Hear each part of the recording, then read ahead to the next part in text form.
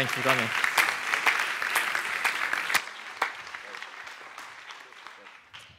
Hey guys.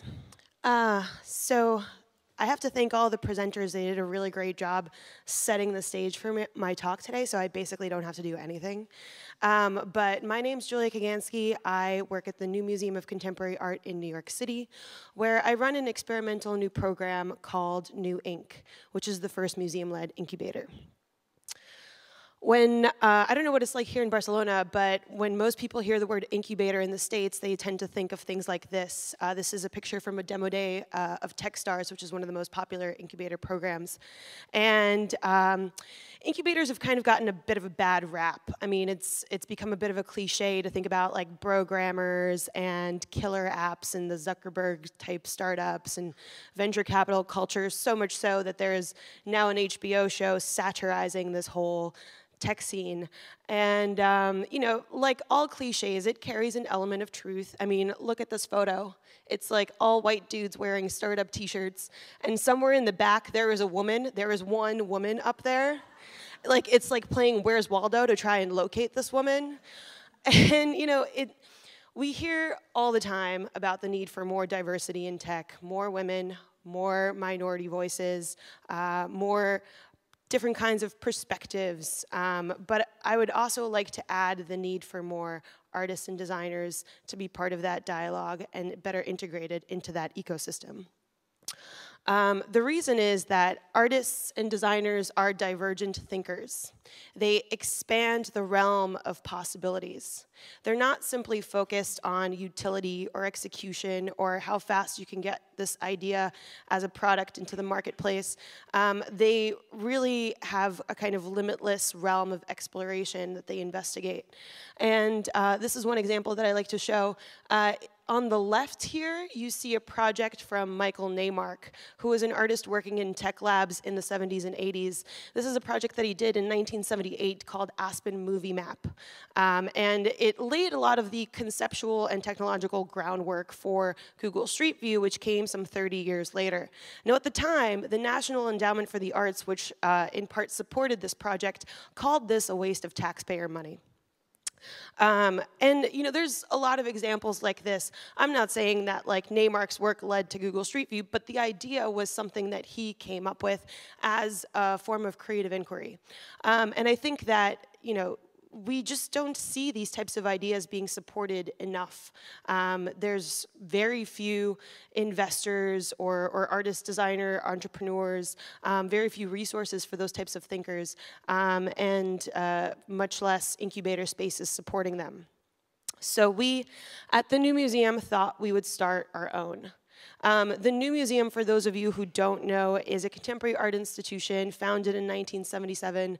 This is our building over here on the Bowery in the Lower East Side, and this is the building next door where New Inc. operates. And the New Museum, throughout its almost 40-year history, has been an experimental, radical, future-leaning organization. You know, risk-taking is really part of our DNA, and incubating artists and curators and cultural practitioners is something that we've done throughout our history. But we still get the question, you know, why would a museum start an incubator? And I think the answer to that is we really have a much broader perspective in terms of how we think about what our role as a cultural steward is and the types of creative practice that we want to support. And the reality is that I think New Inc. is responding to a fundamental shift in the nature of work today that is not just relegated to creative industries, but is happening across all industries. Namely, we're seeing a tendency towards a more freelance culture, a more entrepreneurial culture, and these are some statistics based on the States, and I imagine it's something similar here in Europe as well. And what that means is people are quitting their day jobs in order to become freelancers, to start their own businesses. I mean, this weekend we've heard of countless people who are pursuing passion-led projects. And that's a tendency that I think is maybe a symptom of the current economic climate and the recession, but also just a generational thing. You know, we want to have jobs that speak to our sense of purpose and sense of passion and values, right? What that also means is that everyone's in effect becoming an entrepreneur and taking on the burdens, the logistical, legal burdens that used to be held by our employers. And in the creative industries, I think that we are some of the most ill-equipped people to tackle entrepreneurial challenges, because traditionally the barrier between creativity and commerce, between art and business, has been a line that you do not cross. It's like a very church and state divide. And so we surveyed the landscape, and we felt that there was a need for a different type of program to emerge. Something that was, you know, an in-between space, catering to the kind of cultural practitioners that we saw coming up, who were, you know, walking this gray line in between creativity and commerce. Artists and designers who are maybe playing in the entrepreneurial playpen. And because they didn't fit into any of the existing categories, we're kind of falling through the cracks. So in September of 2014, just 6 months ago, we opened up New Ink. We have 8,000 square feet on the second floor of 231 Bowery, the building next door to the museum. And we opened our space with 40 full-time members, 40 part-time members, and 2 anchor tenants, the digital arts organization Rhizome and Columbia University's Studio X, which is out of their graduate school of art and architecture, preservation, and planning. And our mission statement is that we're fusing artistic provocation with the entrepreneurial spirit to enable ideas that make culture better. What does that mean? It means that we're not just focused on the next killer app. We want to enable ideas that are adding meaning and value to our society. We assembled an amazing group of advisors to help steer this initiative. People like the CEO of Kickstarter, partner at IDEO, John Maida, who's previously the president of RISD and is now the first design partner at a preeminent venture capital company called KPCB. And the people that we're catering to are a kind of new breed of cultural practitioners. This is going to sound very familiar to all of you. They occupy this hybrid interdisciplinary space between art, design, tech. You know, they're often investigating and inventing new tools, exploring new models in support of their work because they neither fit into the art market or the kind of tech entrepreneurship space. And, you know, their ideas often don't get realized because there isn't a space that they fit into neatly. Now, as an incubator being led by a nonprofit and one catering to a vastly different kind of entrepreneur, you can imagine we're doing things a little bit differently. We are trying to practice what we preach and build a sustainable business model for New Ink. And at the moment, that means that our members pay to be there, but they retain 100% of their intellectual property. And we don't subscribe to the idea that every project needs to scale or that success is defined by achieving VC funding, although many of our members are pursuing those very ends. You know, like an artist residency in some ways, a lot of the people at New Ink are exploring, investigating ideas that come out of a place of provocation or play. And it's, you know, in some ways being at New Ink gives them permission to go on that journey and to do the R&D and hopefully come up with something that they can really sink their teeth into and build a sustainable practice around. And our role, I think, is really in celebrating the role of culture in innovation and thereby helping to diversify the tech industry. Our members are a mix of independent artists, creative studios, and startups that are building a digital or physical product. They span a wide variety of disciplines, ranging from software development, web design, motion graphics, experimental film and photography, industrial design, interactive installations, all kinds of things. couple of examples. One is the artist and designer Adam Harvey, whose work focuses on counter-surveillance technologies. For the past few years, he's been running this project called the Privacy Gift Shop, which actually launched at the New Museum in 2013, where he creates objects that allow the wearer to thwart surveillance technologies, like this anti-drone hijab, which basically hides the wearer from thermal imaging technology commonly used by drones.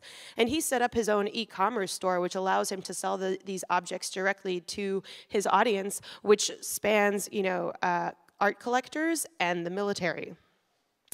Another trend that we've noticed is artists who are creating tools out of their own personal need and creative inquiry, but also tools that have a wider application and implication. This is an example from a photographer named Carlo Vander, who essentially developed a high-speed image-making technique using like 5,000 frames per second cameras that allow him to freeze a moment in time and then to dynamically move the light source around that object in the photo. So basically exploring a still and seeing something that was previously invisible to the naked eye.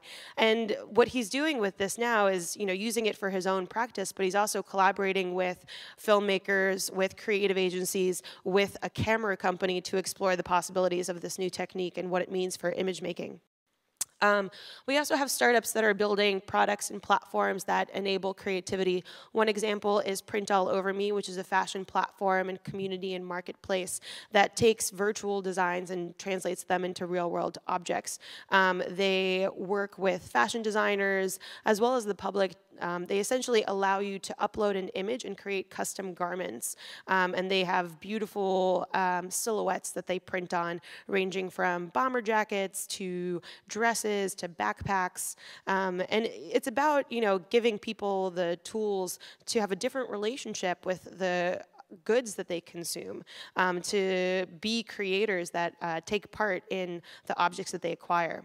And the people at New Inc. are exploring a wide variety of models in support of their work that range from more traditional creative models like grant funding to current models like crowdsourcing and Kickstarter funding to venture capital and VC funding. And we provide them with professional development, mentorship, and guidance that tackles questions like intellectual property, financial modeling, building a brand, all of these things, basically giving them access to resources that can better equip them to tackle these challenges. We are also thinking of how we can leverage the new museum as a platform for our members. So to date, we've launched 3 collaborations with our members and have more in the works. This is one that we did for our annual holiday gift membership. It's a limited edition with the group The Principles.